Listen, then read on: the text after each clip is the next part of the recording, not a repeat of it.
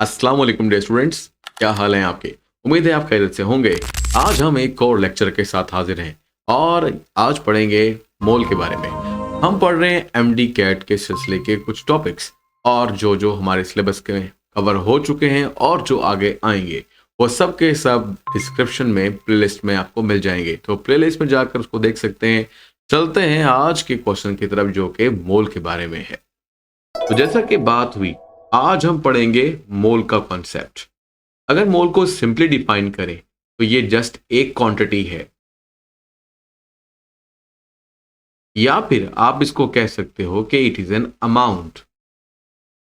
Amount किसकी? Amount of substance.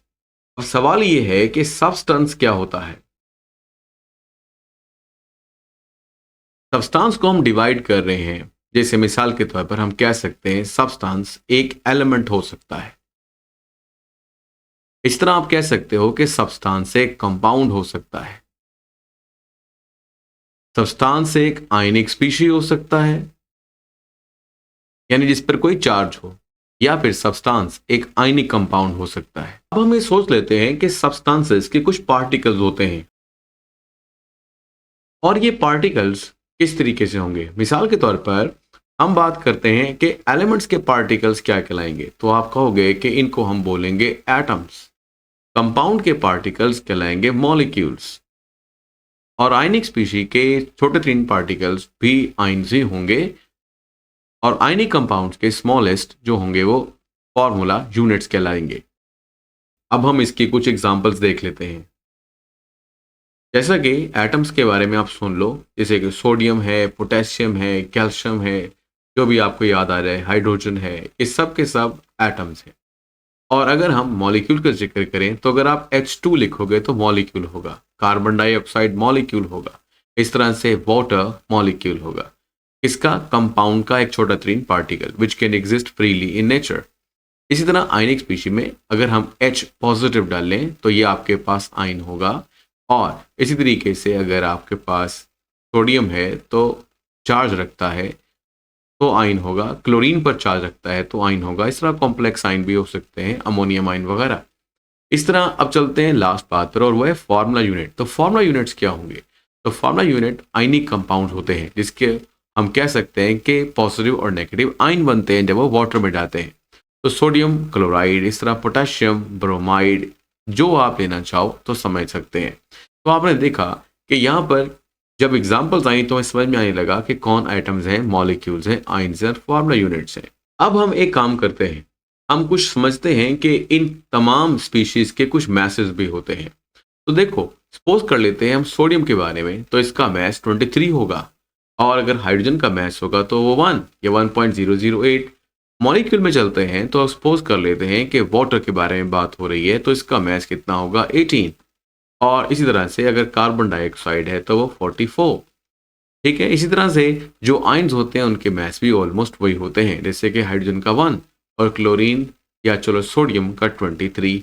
और अगर हम फार्मूला यूनिट की बात करें तो उसके अंदर क्या होगा? सोडियम 23 और प्लस क्लोरीन 35.5, तो टोटल हो गया 58.5। ये मैंने सोडियम क्लोराइड के लिए लिखा है। तो आप ये देख रहे हो कि इन सबके मैसेज हैं। अब सवाल ये है कि इनके मैसेज को हम अगर देखें तो कैसे निकाले गए हैं। तो जब हमने मैस स्पेक्ट्रोमेट्री में देखा तो हमें कहते हैं कि हम इनके मैस AMU में राइट कर सकते हैं, तो ये वैल्यू AMU में है और यही इनके हम बाद में मोलर मैस भी कहेंगे। लेकिन अभी हमने पूरी तरह समझा नहीं है मोल को, तो मोल को मजीद आगे लेके चलते हैं। मिसाल के तौर पर हम इनको नेम देते हैं, तो देखते हैं। मिसाल के तौर पर आपके पास सोडियम है या कोई भी एटम है, तो एटम के मैस को हम बोलेंगे एटॉमिक मैस और मॉलिक्यूल के मैस को बोलेंगे मोलेकुलर मैस। इसी तरह से आयन का आयनिक मैस और आखिर में formula unit mass. Formula unit mass या फॉर्मूला मैस भी बोला जाता है। बहरहाल मैं लिख देता हूं फॉर्मूला यूनिट मैस, जो टर्म मैं ऊपर इस्तेमाल कर चुका हूं वही मैं यहां पर लिखता हूं। अब आपने यहां पर 4 किस्म के मैसेज के बारे में पढ़ा, यानी फॉर्मूला यूनिट मैस तक। अब सवाल यह है कि इन मैसेज को अगर हम ग्राम में शो कर लें, मिसाल के तौर पर हम कहते हैं कि हम सोडियम का जो मैस है वो 23 अब ग्राम्स लेते हैं, यानी कि उसको हम तराजू से तोल लेते हैं। इस तरह वाटर का हम ले लेते हैं 18 ग्राम्स। इसी तरह सोडियम आयन का या हाइड्रोजन आयन का ले लेते हैं 1 ग्राम। एंड फार्मूला यूनिट का भी मैच लेते हैं ग्राम्स में, यानी ये आप इसको तोल सकते हो 58.5 ग्राम्स। अभी जो ग्राम्स है ये बहुत ही इंपॉर्टेंट है। क्यों? जब आप इनका वजन ग्राम में ले लेते हैं तो अब इसको हम मैस नहीं बल्कि हम कहेंगे मोलर मैस। और यही मैसेज इन स्पीशी जो हमने पढ़े हैं उनके मोल के इक्वल भी होगा। तो मिसाल के तौर पर हम यूं समझ लेते हैं कि हम जिक्र कर रहे हैं मोल का। ये आप बहुत एहतियात से समझना है। अब देखो, मोल के अलग अलग नाम होंगे। जैसे मिसाल के तौर पर अगर हम यहां देखें तो हम कहेंगे ग्राम एटम। ये बिल्कुल इसी तरह है जैसे हमने पार्टिकल्स के 4 नाम दिए। इसी तरह से हमने मैसेज भी 4 किस्म के रखे, एटॉमिक मैस, मोलेकुलर मैस, ठीक है, और फिर आयनिक मैस, फॉर्मूला यूनिट मैस। तो बिल्कुल इसी तरीके से मोल के भी 4 नाम आ रहे हैं, जैसे ग्राम एटम, ग्राम अगर मॉलिक्यूल है तो वहां लिखेंगे ग्राम मॉलिक्यूल। यहां पर क्या लिखोगे भाई? ग्राम आयन, और लास्ट में ग्राम फॉर्मूला यूनिट। जरा सिंपल करके लिख दिया है। तो अब आपको समझ में आया कि मोल के जो नाम है वो हैं ग्राम एटम एटम्स के लिए, यानी अगर एटम्स के ग्राम मोल निकालते हैं आप तो उन्हें ग्राम एटम्स बोलते हैं। तो कुछ बच्चे यहाँ परेशान होते हैं, उसमें कहते हैं ग्राम और एटम अलग अलग वर्ड है, यानी ग्राम मैस को शो करता है और एटम शायद एटम को। तो ये पूरा एक वर्ड तस्वर कर लो और ये बनेगा ग्राम एटम, यानी फॉर 1 मोल ऑफ एटम्स। अब जरा हम आते हैं डेफिनेशन की तरफ कि हमने मोल की डेफिनेशन की कैसे है। तो देखो, आपने सिंपल से कहना है कि when mass of the particles of substance are expressed in grams, it is called mole. बिल्कुल इसी तरीके से when atomic mass of atoms of element is expressed in grams, it is called gram atom. When the molecular mass of molecules of compound are expressed in grams, it is called gram molecule. In the same sense, when ionic mass of ion of ionic species is expressed in gram, then it's called gram ion. The same way, when the formula unit mass of formula units of ionic compound expressed in grams, it is called gram formula unit. तो मैंने आपके सामने मोल की 5 definitions की हैं। तो आप यहां पर ये देखो कि 5 डेफिनेशंस हैं। फर्स्ट हमने मोल की, फिर हमने एटम्स के मोल यानी ग्राम एटम्स की, फिर ग्राम मॉलिक्यूल की, ग्राम आयन की और ग्राम फार्मूला यूनिट की। इस तरीके से हमने बेसिकली यहाँ पर क्या किया। वैसे तो ये एफएससी से आप सीख कर आते हो, लेकिन यहाँ पर कंफ्यूजन होती हैं। जैसे सपोज कीजिए अगर हम बात करते हैं molecular mass and molar mass, तो समटाइम्स हमसे कोई पूछता है कि मोलेकुलर मैस क्या होता है, तो हम कहते हैं कि मोलेकुलर मैस सबका होता है, जैसे कि एटम्स का, आयन का। तो यहाँ पर ये कंफ्यूजन दूर की गई है कि नहीं, जो मोलेकुलर मैस होगा वो जस्ट मॉलिक्यूल का ही होगा और जो एटॉमिक मैस होगा वो एटम का होगा। फिर सवाल ये कि मोलर मैस क्या है, तो मोलर मैस एक जनरल टर्म है। जैसे सब्सटेंस एक जनरल टर्म है, पार्टिकल एक जनरल टर्म है, मैस एक जनरल टर्म है। Similarly the molar mass is general term for all, यानी एटम्स के लिए बोली जा सकती है, आयन के लिए बोली जा सकती है, मॉलिक्यूल के लिए बोली जा सकती है और आयनिक कंपाउंड के लिए। तो आपको समझ ना आ रही हो, कंफ्यूज हो, तो आप हर जगह पर एक मोल का मैस मोलर मैस कह सकते हो। लेकिन एटॉमिक मैस सिर्फ और सिर्फ एटम का ही होगा, और इसी तरह से आयनिक मैस वो आयन का ही होगा, और फार्मूला यूनिट मैस सिर्फ फार्मूला यूनिट या आयनिक कंपाउंड का ही होगा। ये है वो कंफ्यूजन जो आपको होती रहती है। तो इसलिए अब हर एक को अलग अलग कर दिया गया है। अब चलते हैं मजीद आगे नॉलेज की तरफ। ये बेसिक नॉलेज है, ये आपको समझ में होना चाहिए, क्योंकि देखो अगर कोई कह दे कि मोलेकुलर मैस ऑफ सोडियम, तो ये गलत हो जाएगा, ठीक है, क्योंकि सोडियम एटम है। सोडियम के बारे में आपको पता होना चाहिए कि इसका एटॉमिक मैस होता है, ना कि मोलेकुलर मैस होता है, ठीक है। इसमें बहुत सारी इंफॉर्मेशन है जो टेबल मैंने आपको बना कर दिया है। इस टेबल में ऐसा बहुत कुछ है अगर जो आप एहतियात से याद कर लो तो फिर वो एक लॉन्ग टर्म के लिए चलेगा, क्योंकि यहाँ पर बहुत सारी कंफ्यूजन को दूर कर दिया गया है। अब यहाँ पर हम इसको मजीद एलैबोरेट करते हैं इस सारे स्ट्रक्चर्स को जो हमने पढ़ लिया, इसमें मजीद कुछ समझते हैं। जैसे सपोज करो मैं एक बात कहकर आया हूँ कि आपके पास सोडियम क्लोराइड है और इसका मास 58.5 है, जो कि सोडियम के 23 एटॉमिक मास और क्लोरीन के 35.5 एटॉमिक मास को प्लस करके आया है। इसी तरह अगर आप सपोज कीजिए कैल्शियम कार्बोनेट के लिए अगर मास मालूम करना चाहते हो, कि मैं सिर्फ उनके लिए कह रहा हूँ जो कॉम्बिनेशन है, ये आयनिक कंपाउंड्स हैं, ठीक है, जो सिंपल है, सोडियम एटम या आयन, इस तरह हाइड्रोजन एटम, तो वो बहुत ही आसान होते हैं। तो कार्बन का 12, जो इसमें एक है, ऑक्सीजन हमारे पास क्या है 16 3 48 एंड प्लस कैल्शियम आपके पास होता है 40, तो टोटल मिलाकर ये हो जाता है हमारे पास 100।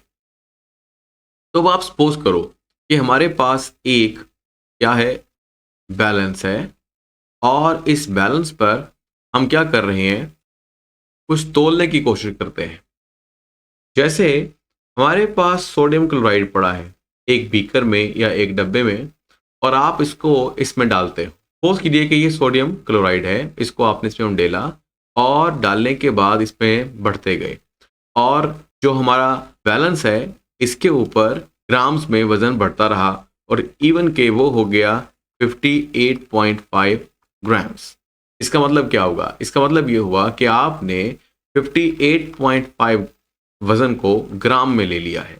अब आपने क्या करना है, अब आपने ये सोचना है कि ये जो आपके पास मिकदार बन गई है, इस मिकदार के अंदर क्या है, ये है इंपॉर्टेंट बात। तो मैं आपको समझाता हूं कि इसमें जो नंबर ऑफ पार्टिकल्स हैं वो हमने स्पेसिफिक रखे हैं, यानी एवोगैड्रो नंबर 6.02 इंटू 10⁻23 क्या पार्टिकल्स।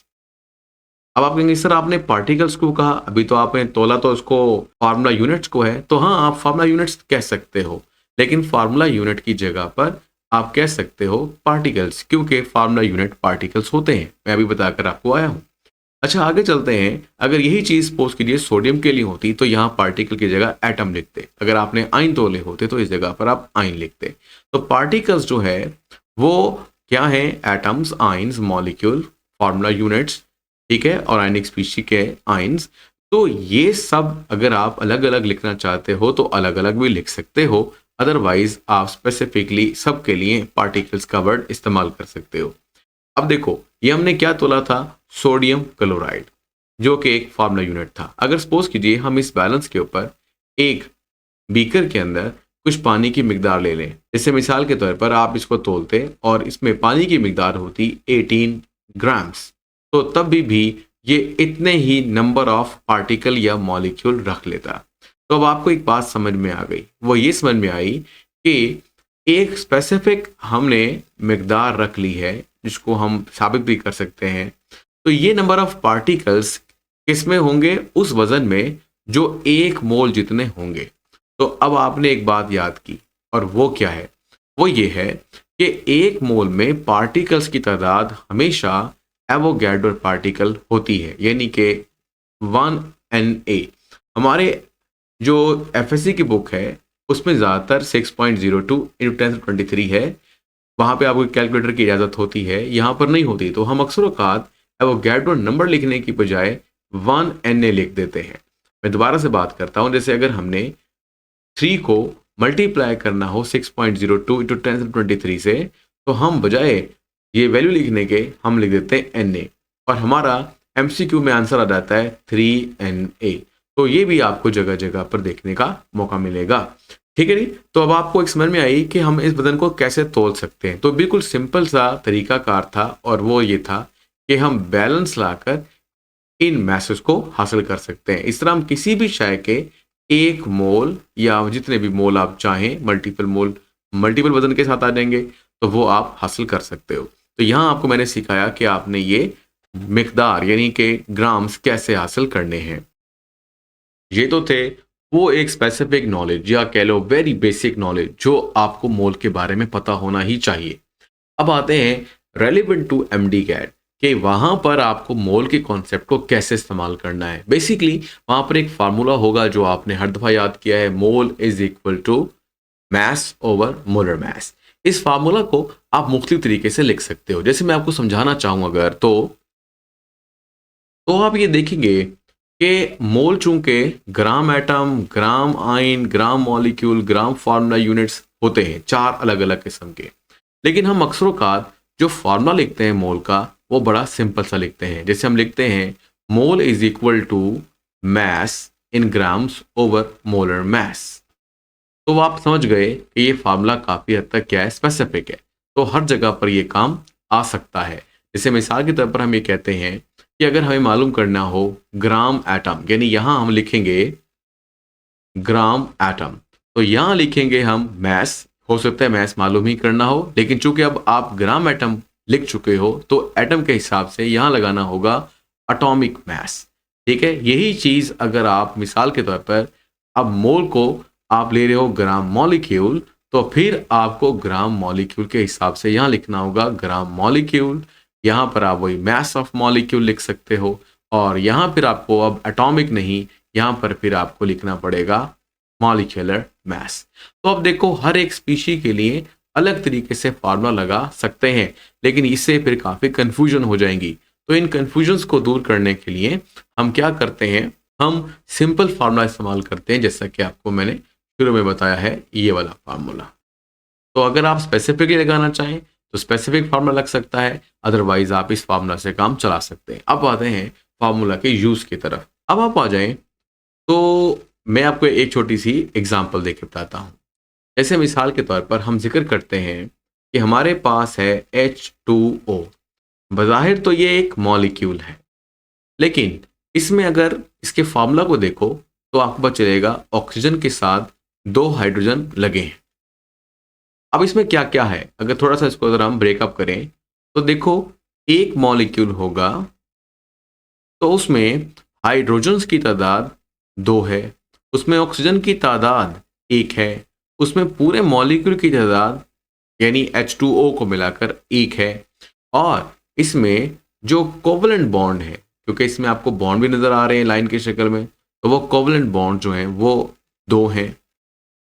तो इस लिहाज से आपको यानी सवाल दिया जा सकता है कि एक मॉलिक्यूल में कितने हाइड्रोजन हैं। ठीक है, वो एक मॉलिक्यूल ही पूछेगा, वो आपको बताएगा कि मॉलिक्यूल की तादाद ज़्यादा हो गई है। ये आपसे ही पूछेगा कि हमारे पास सपोज कीजिए 20 ग्राम्स वाटर है, तो उसमें कितने मॉलिक्यूल हैं। ठीक है, कितने मॉलिक्यूल हैं, कितने उसमें हाइड्रोजन एटम्स हैं, कितने उसमें ऑक्सीजन एटम हैं, और कितने उसके अंदर टोटल नंबर ऑफ एटम्स हैं, या कितने उसके अंदर क्या हैं, बॉन्ड्स हैं। तो इस तरह से एक ही क्वेश्चन के अंदर क्या पूछा जा सकता है, मॉलिक्यूल की तादाद, एटम्स की तादाद, कोवलेंट बॉन्ड की तादाद, टोटल नंबर ऑफ आइंस। ठीक है, अगर आप इसके आइंस बना रहे हो यानी हाइड्रोजन आइन और हाइड्रो ऑक्साइड आइन, तो आइंस की तादाद पूछी जा सकती है। बताओ हाइड्रोजन आइन की तादाद कितनी है, देखो एक मॉलिक्यूल में तो वो एक ही होती है, और हाइड्रो ऑक्साइड आयन में भी एक ही होती है, दोनों बराबर होते हैं। तो अगर आप एक निकाल लो किसी तरीके से तो दूसरा आपको खुद पता चल जाएगा।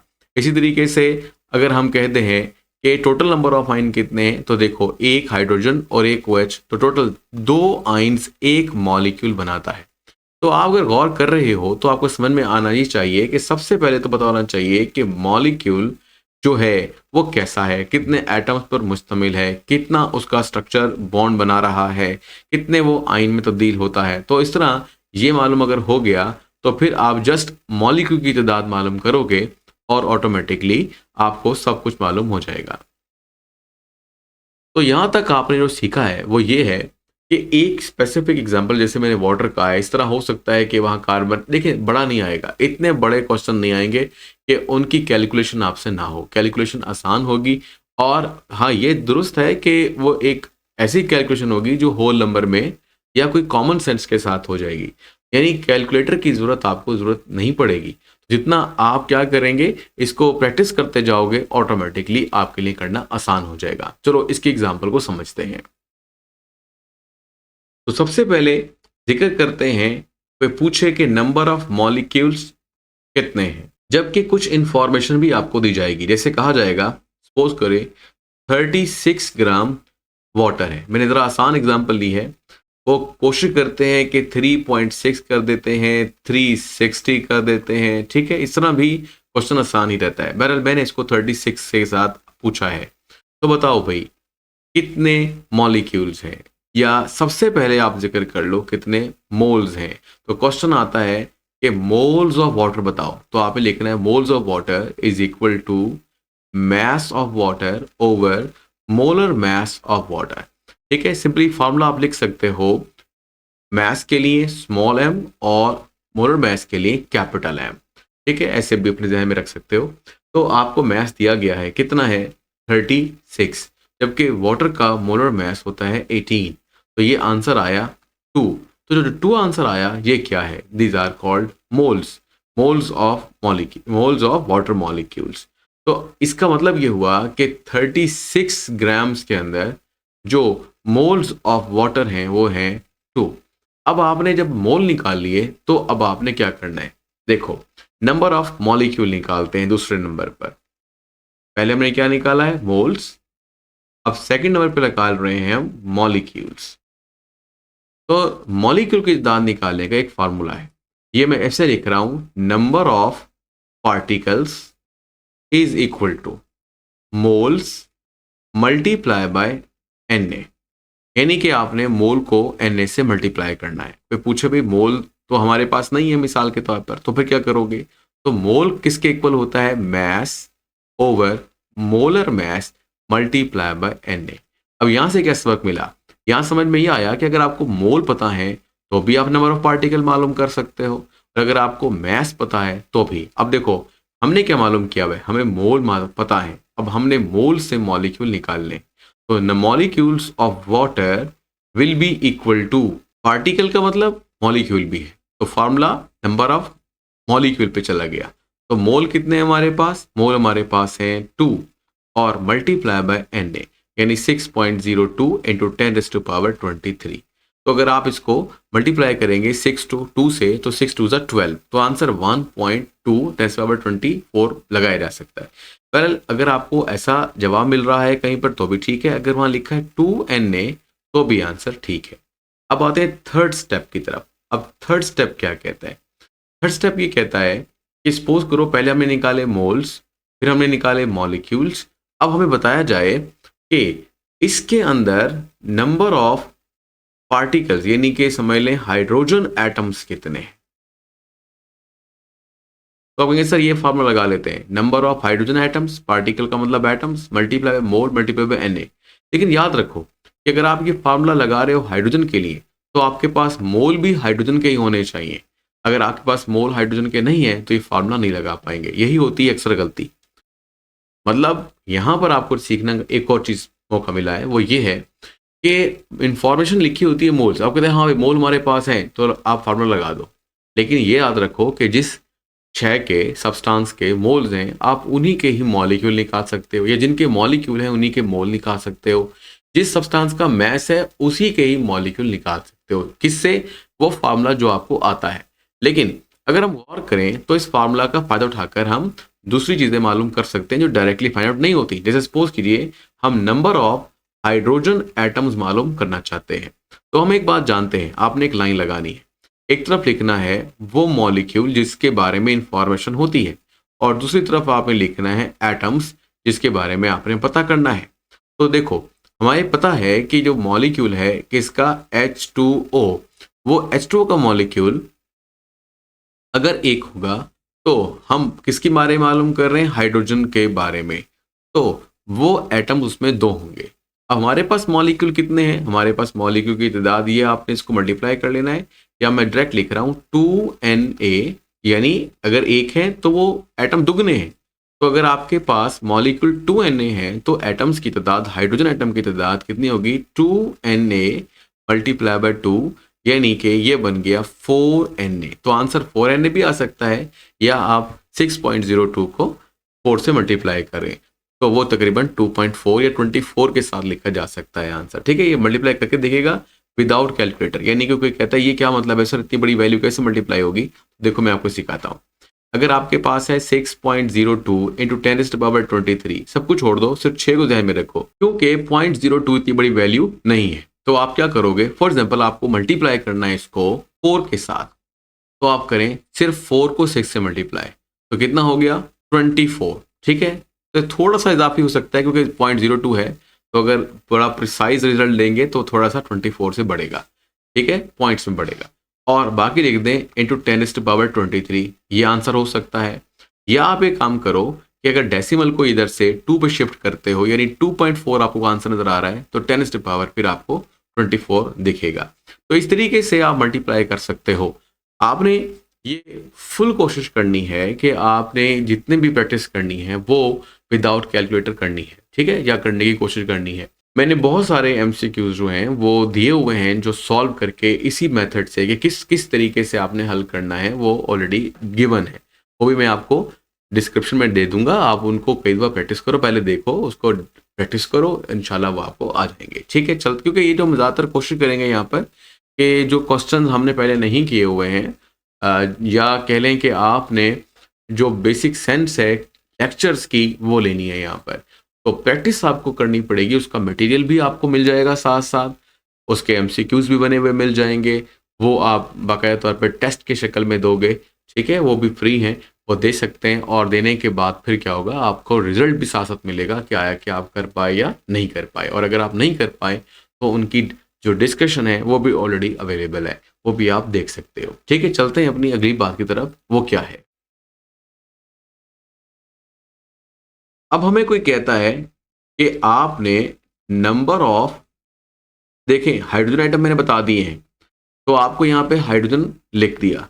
अगर कोई पूछे ऑक्सीजन आइटम, तो आपने यहाँ पे ऑक्सीजन लिख देना है, और वो बड़ा इजी सवाल होगा क्योंकि एक मॉलिक्यूल एक ही ऑक्सीजन देता है, तो 2Na ही ऑक्सीजन देंगे।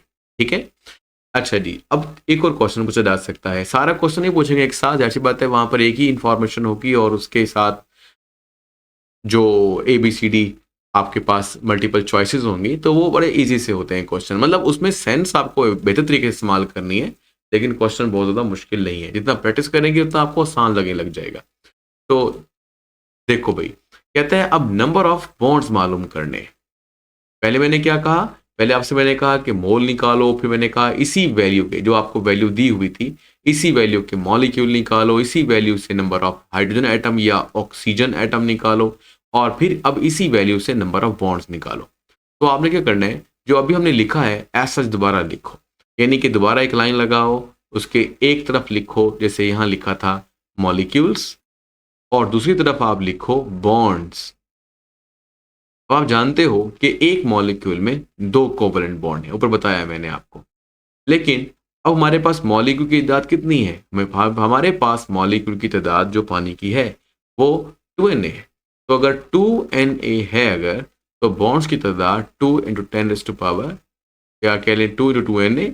और अगर पूरा लिखना चाहें तो फिर आप लिखेंगे 6.02 × 10⁻³ है। अगर देखा जाए तो ये जो आपने जवाब निकाला था, यानी 4Na, जितने नंबर ऑफ हाइड्रोजन है उतने ही नंबर ऑफ बॉन्ड्स हैं।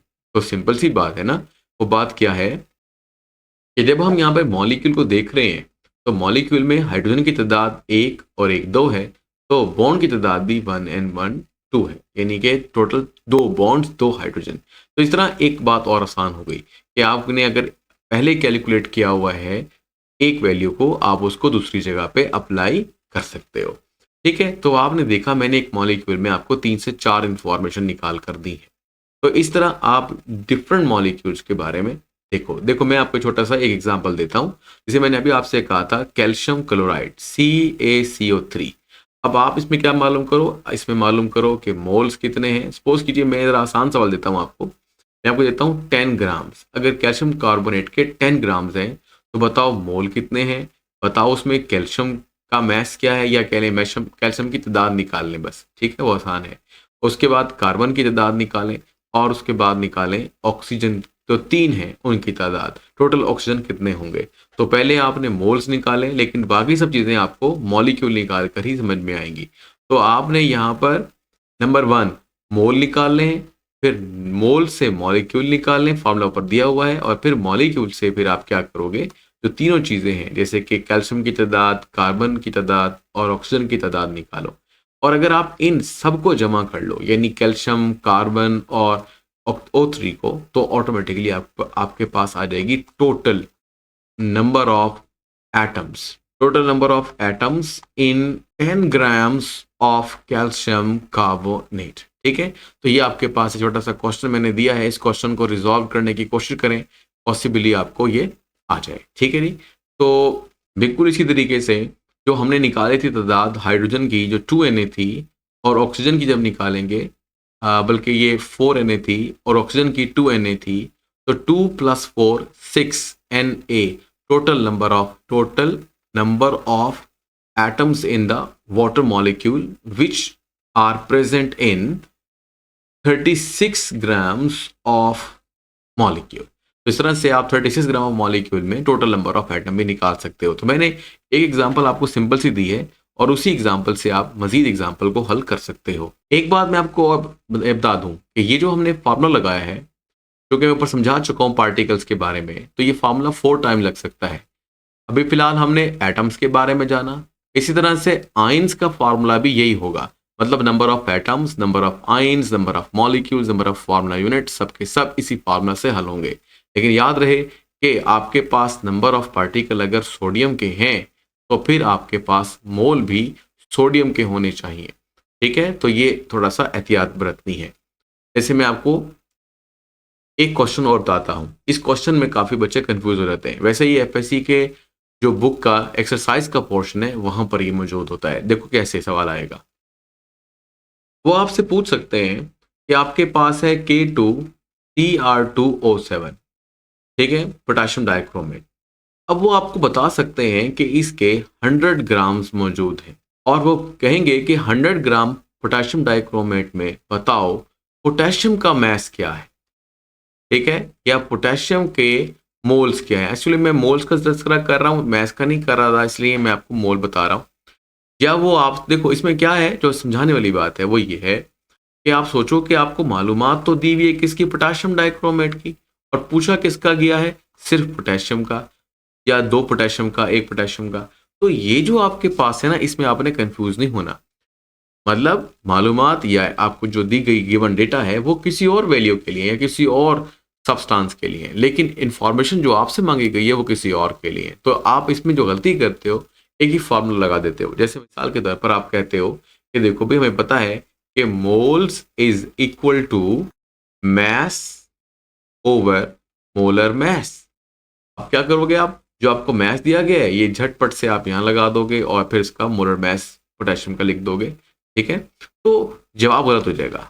क्यों? क्योंकि बात यह है कि मैस तो आपको पोटेशियम डाइक्रोमेट के दिए हैं, तो अगर फार्मूला आप लगा दोगे तो फिर आपको मोल्स भी पोटेशियम डाइक्रोमेट के मिलेंगे। डायरेक्टली आप नहीं निकाल सकते हो किसके मोल्स, पोटेशियम के। तो यही बात आपको समझाई है कि पहले आप मॉलिक्यूल की तादाद निकाल लो।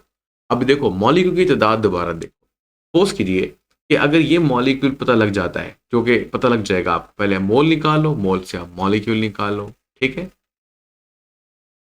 जब पता लग जाएगा तो एक मॉलिक्यूल में पोटेशियम कितने हैं, आप कहेंगे सर 2, पता लग गया ना। और मैस कितना होगा, वो 1 पोटेशियम का डबल होगा। ठीक है, अगर मॉलिक्यूल की तादाद 100 है तो आप पोटेशियम को 100 टाइम मल्टीप्लाई कर लोगे उसके मैस को। इस तरह से क्रोमियम है वो 2 होता है एक मॉलिक्यूल में, तो अगर एक मॉलिक्यूल की तादाद 100 है तो क्रोमियम की 200 हो जाएगी, और इस तरह ऑक्सीजन की 7 टाइम ज़्यादा है। तो आप एक मॉलिक्यूल से सारी इंफॉर्मेशन निकालोगे, यानी पहले एक मॉलिक्यूल की इंफॉर्मेशन गिवन डेटा से निकालोगे और फिर उस मॉलिक्यूल को डिफरेंट जगहों पे, जैसे मैंने एटम, आयन, मॉलिक्यूल, इवन के बॉन्ड्स निकालना सिखाया, इस तरह आयन्स भी आप निकाल सकते हो। तो वो एक मॉलिक्यूल जब समझ में आ जाएगा तो बाकी भी निकल आएगा। अब आते हैं, बस फाइनलाइज कर रहे हैं, खत्म कर रहे हैं इस टॉपिक को। देखो एक तो आपके पास है ग्राम का वर्ड। ठीक है, अगर ग्राम के साथ मोल लग जाए तो इसका मतलब भी ग्राम मोल ही होता है। सम टाइम वो पूछ लेता है कि ग्राम एटम्स बताओ, तो इसका मतलब भी मोल ही होता है। ग्राम आयंस का मतलब भी मोल ही होता है। तो ये थोड़ा सा आपने मोहतात होकर करना है। इसके अलावा अब हम सीख के आए हैं कि अगर किसी शय के 1 मोल होंगे तो उसके अंदर 1 एवोगैड्रो नंबर ऑफ पार्टिकल्स होंगे, और वो जगह कितनी घेरेंगे, एक नई चीज आपको ऐड करके दिखा रहे हैं, दैट इज कॉल्ड वॉल्यूम। तो वॉल्यूम होगा 414 dm क्यूब। सही है। अब इसका क्या फायदा, इसको हम कहते हैं Vm, मोलर वॉल्यूम। एक मोल जितनी जगह घेरते हैं उसको मोलर वॉल्यूम कहते हैं। सपोज कीजिए मैं वही क्वेश्चन दोबारा करता हूं आपके साथ। कौन सा क्वेश्चन, जो अभी मैंने आपसे पहले शेयर किया है। वो क्वेश्चन है कि आपके पास 36 ग्राम ऑफ वाटर या वाटर वेपर्स हैं, ऐसे कह लो, क्योंकि ये ना गैस के लिए ज़्यादा अच्छा फार्मूला लगता है। बट चलो, ये आपके पास 36 ग्राम आपके पास वाटर या वाटर वेपर्स हैं, तो बताओ ये कितनी जगह घेरेंगे, इसका क्या वॉल्यूम होगा। अब वॉल्यूम मालूम करने का तरीका बड़ा आसान सा है। वो क्या है, वो ये है कि आप दरमियान में लगाओ एक लाइन, और वो ये है। अब आपको पता है कि एक मोल इतनी जगह घेरता है। अब हमने पानी के कितने मोल निकाले थे, हम कहते हैं अगर पानी के 2 मोल निकाले थे तो वॉल्यूम कितना होगा, 2Vm। ऐसा भी आंसर आ सकता है, या फिर आप सिंपली 2 को मल्टीप्लाई करोगे 22.414 dm क्यूब से। अब आप खुद देखो, अगर आप इसको विदाउट कैलकुलेटर करोगे तो देखो ये जो हिस्सा है ये तो आसानी से कैलकुलेट हो जाएगा, लेकिन 0.4 ऑलमोस्ट 5 के इक्वल होता है, यानी कि आधी वैल्यू है। तो सपोज कर लीजिए 22 से मल्टीप्लाई करेंगे तो आंसर आ जाएगा 44। और ये जो हाफ है 0.4 ऑलमोस्ट 0.5 के, यानी कि हाफ के इक्वल है। तो हाफ को अगर 2 से मल्टीप्लाई करोगे तो फुल हो जाएगा। इसका मतलब ये है कि वैल्यू ऑलमोस्ट 45 के करीब आएगी, और ये आंसर आ रहा है dm क्यूब में। ठीक है जी। तो इस तरह से अब हमें एक और विषय हासिल कर सके, और वो है वॉल्यूम। तो अब हम इसको लास्ट ही छोटे से एक चार्ट की शक्ल में पढ़ते हैं। हम ये कहते हैं कि हमारे पास अगर सोडियम 23 ग्राम है, तो इसका मतलब ये है कि अगर हम इसके मास को ग्राम में लेते हैं तो ये 1 मोल है, और इस 1 मोल में जगह घेरने की सलाहियत वो 1 मोलर वॉल्यूम है, 22.414 dm क्यूब। इसको हम क्या कह रहे हैं, Vm। यानी आपके पास पहले क्या था, मैंने बताया सब्सटेंस एक जनरल नेम है for the element, compound, ionic species, ionic compound. ठीक है, हमारी बुक में आयनिक कंपाउंड की जगह आयनिक सब्सटेंस भी लिखा होता है। इसी तरह से पार्टिकल एक जनरल नेम है for the atoms, molecules, ion, formula unit. इसी तरह से मैस एक जनरल टर्म है किसके लिए, एटॉमिक मैस, मोलिकुलर मैस, आयनिक मैस, फॉर्मुला यूनिट मैस। बिल्कुल इसी तरीके से हम ये इसी तरह मोल में भी इस तरह टर्म्स आती हैं, यानी मोल अगर जनरल टर्म है तो ग्राम एटम, ग्राम आयन, ग्राम मॉलिक्यूल के आपके पास क्या है, एक स्पेसिफिक टर्म है। लेकिन यहाँ हम कहते हैं कि एक Vm या मोलर वॉल्यूम एक जनरल टर्म है, लेकिन इसका आंसर सेम रहेगा, यानी कि 22.414 dm क्यूब। और इसी तरह से सबके लिए ये रहेगा। और इसी तरीके से अगर हम बात करते हैं आखिर में एवोगैड्रो की, तो एवोगैड्रोज नंबर में जो पार्टिकल की तादाद होगी वो हर जगह पर क्या होगी, Na, यानी कि 6.02 इंटू 10⁻23। तो आपको समझ में आया कि ये एक फिक्स वैल्यू है। ठीक है, बिल्कुल इसी तरह से ये भी एक फिक्स वैल्यू है। पहली वैल्यू एवोगैड्रो नंबर के लिए, सेकंड वैल्यू इसके लिए, मोलर वॉल्यूम के लिए। बिल्कुल इसी तरीके से ये मोलर मास एक फिक्स्ड कंडीशन या फिक्स्ड मास है for all kind of masses. ठीक है, जिसको आप कह सकते हो कि वो एलिमेंट का मास हो सकता है, वो कंपाउंड का मास हो सकता है, वो आयनिक स्पीशी का मास हो सकता है, वो आयनिक कंपाउंड का मास हो सकता है। ठीक है, तो अब आपने अच्छी तरीके से इसको कई दफा देखना है, और इसमें कोई बात अगर समझ नहीं आती तो वो आपने मुझसे पूछनी है, ताकि मैं इसको क्लियर कर सकूं। तो डिस्क्रिप्शन में मैंने कुछ लिंक्स दिए हुए हैं, वो लिंक्स हमारे बुक्स के भी हैं, तो आप अगर चाहें तो वो बुक्स वहां से देख सकते हो। अगर आपको कोई एंट्री टेस्ट के लिए मटेरियल चाहिए तो वो भी अवेलेबल है। बाकी मेरे चैनल के ऊपर ये चीज़ें सॉल्व हुई भी हैं, और काफ़ी हद तक मटेरियल अवेलेबल है। अगर आप सर्च करेंगे तो आपको सारे जो क्वेश्चन हैं MCQs वो सॉल्व भी मिलेंगे, और आपको उनके नोट्स भी मिलेंगे, और क्विज भी मिलेंगे जिनको आप सॉल्व कर सकते हो और पता कर सकते हो कि आपकी तैयारी कितनी हुई है। तो अब तक के लिए अल्लाह हाफिज, मिलते हैं फिर एक नए ब्रेक के बाद। सब्सक्राइब करना मत भूलिएगा। तो अब तक के लिए अल्लाह हाफिज।